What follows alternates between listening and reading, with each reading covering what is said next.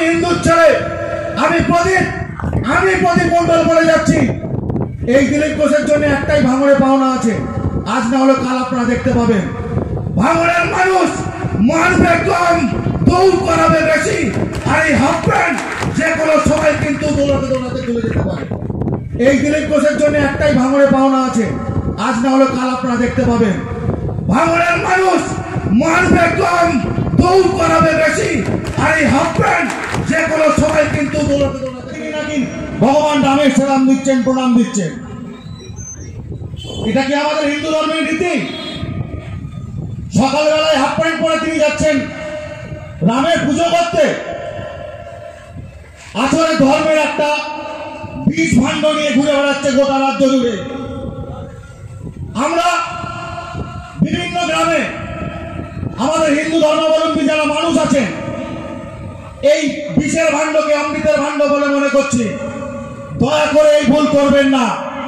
যে ভাণ্ড নিয়ে ঘুরে বেড়াচ্ছে দিলীপ ঘোষ আর তার সঙ্গভঙ্গরা, এটা অমৃতের ভাণ্ড নয়, এটা বিষ ভাণ্ড।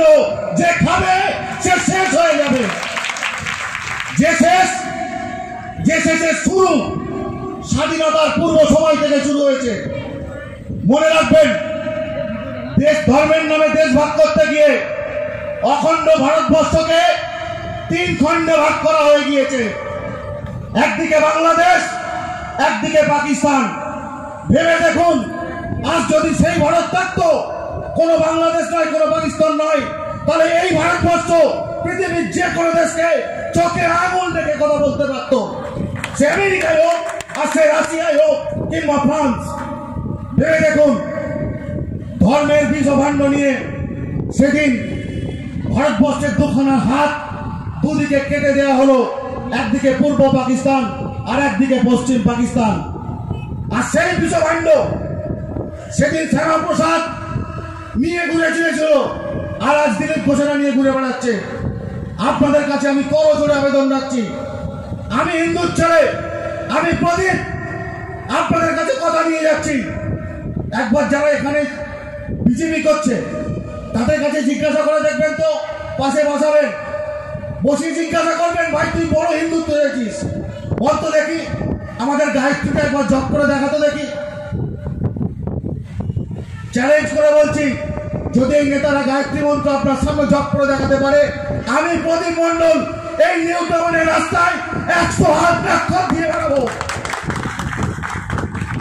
আমি প্রদীপ মন্ডল বলে যাচ্ছি, মমতা বন্দ্যোপাধ্যায় আমার আপনার সকলের নেত্রী, বাংলার জননেত্রী। তিনি বাংলার মানুষের জন্য, বাংলার প্রতিটা তীর্থস্থানের জন্য যে কাজ করেছেন, যে উন্নয়ন করে যাচ্ছেন, ভারতবর্ষের কোন মুখ্যমন্ত্রী, এমনকি নরেন্দ্র মোদী যখন গুজরাটের মুখ্যমন্ত্রী ছিলেন, তিনিও তার গুজরাটের কোন তীর্থস্থানের জন্য এরকম কোটি কোটি টাকা তিনি ঢালেননি।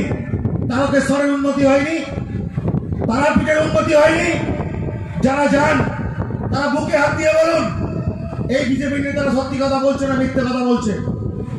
আপনারা জানেন এরা প্রতিদিন মিথ্যা কথা বলে যাচ্ছে। এই মিথ্যার আশ্রয়ে যে দল আপনাদের পাড়ায় যাচ্ছে, এদেরকে আপনারা হাফ প্যান্ট তো একটা কথা মনে রাখবেন, শুধু বলবেন এই দিলীপ ঘোষের জন্য একটাই ভাঙড়ে পাওনা আছে, আজ না হলে কাল আপনারা দেখতে পাবেন।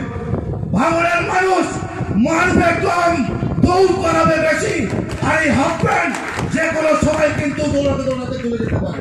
তার দায় ভাঙড়ের নেতারা নেবে না। এই কথা বলে সবাইকে সজাগ সচেতন থেকে এসআর ইউনিকম এখানে সহজ কিস্তিতে নামি দামি কোম্পানির মোবাইল সুলভ মূল্যে পাওয়া যায় এবং বিভিন্ন কোম্পানির fridge, mixer machine, AC, LED TV, home theatre ও বিভিন্ন ইলেকট্রনিক দ্রব্য সুলভ মূল্যে বিক্রয় করা হয়। ঠিকানা চিনিপুকুর রোড, কাশীপুর, দক্ষিণ 24 পরগনা। বিস্তারিত জানতে কল করুন 9153200300।